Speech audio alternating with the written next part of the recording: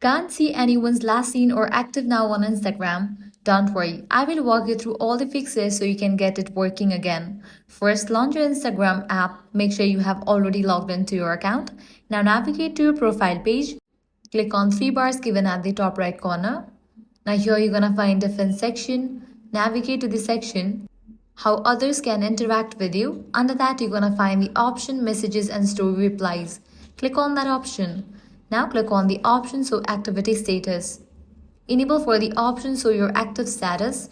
Likewise, you're also able to select to whom you wanna show your active status, public or accounts you follow or have messaged.